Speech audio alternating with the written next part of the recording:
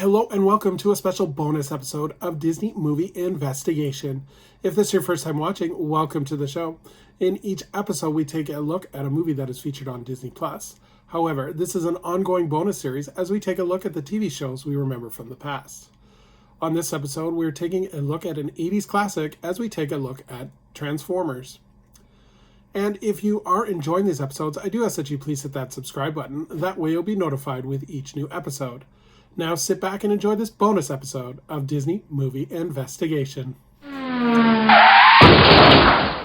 So like I said, today we are covering Transformers. This series was created by Hasbro and Takara. It was developed by Dick Robbins, Bryce Malik, Finland Dilley, and Marv Wolfman. The production companies were Sunbow Productions and Marvel Productions, along with the Toei Company. The original series aired from September 17, 1984 to November 11, 1987, with a total number of 98 episodes. But let's take a look at the development of the series. So the Transformers toy line was inspired by the Japanese toy line Microman by Takara.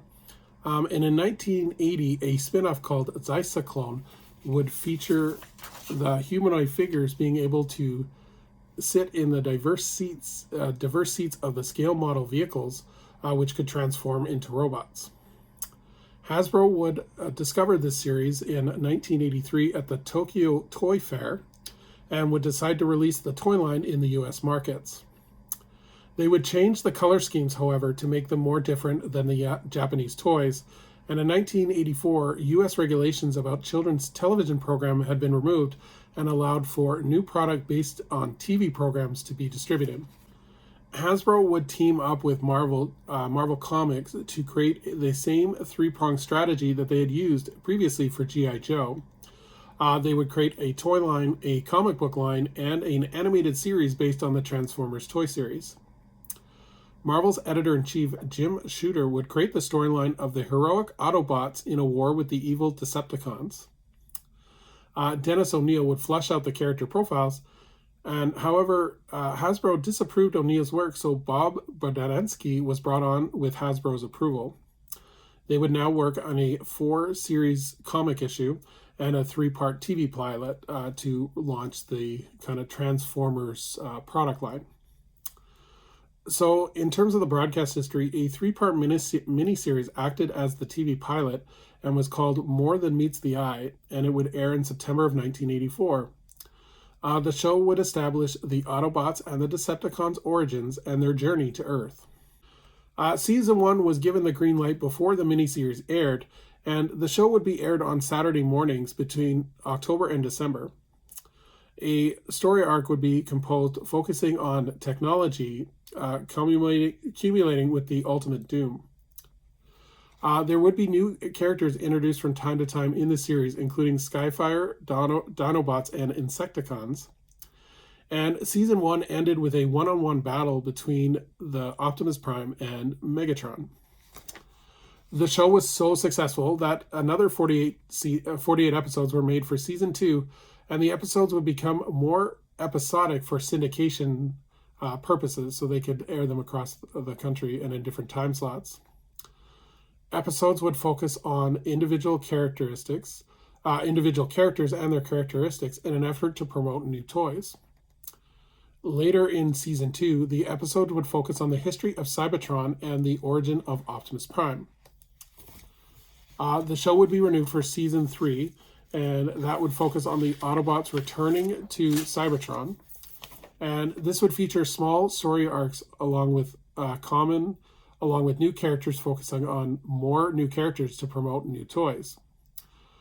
Season 4 would be the last season, and it would contain a 3-part finale called The Rebirth, with the successful rebirth of Cybertron. So let's take a look at the cast. So we have Frank Welker, who provides the voice of Megatron. Peter Cullen provides the voice of Optimus Prime. Corey Burton provides the voice of Spike Witwicky.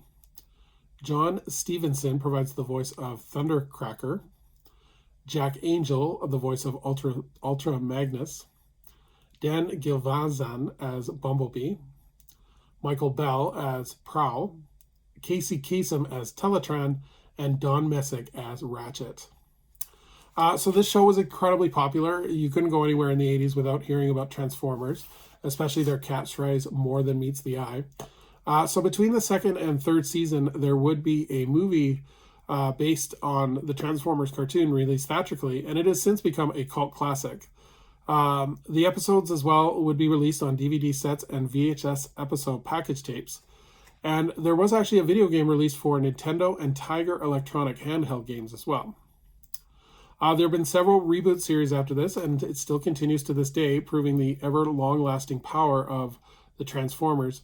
And then, starting in 2007, there were several live-action movies, the first one being released in 2007, starring Shia LaBeouf and Megan Fox.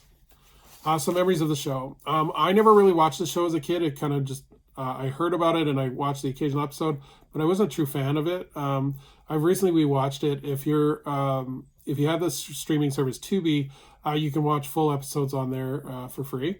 So it's quite the interesting, the backstory and then the technology with the robots. I can definitely see why it was popular. It really wasn't my thing, and I can again see why it's popular, but it's still not my thing. Just kind of the episodes tend to flow like into each other, and it seems that the plots get really repetitive. It's basically like a 22-minute toy commercial. But this was a thing in the 80s. Like that's where the television programs, they were basically used as toy commercials. So definitely worth checking out, especially if you are a fan. Like I said, they are available on Tubi to be streamed for free as well.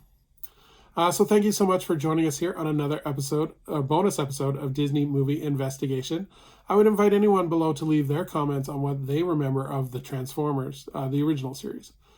So as we look forward to our next bonus episode, we're going to be taking a look at another cult classic as we take a look at the animated series, The Tick. So until next time, I hope you have a magical day, and we will see you real soon.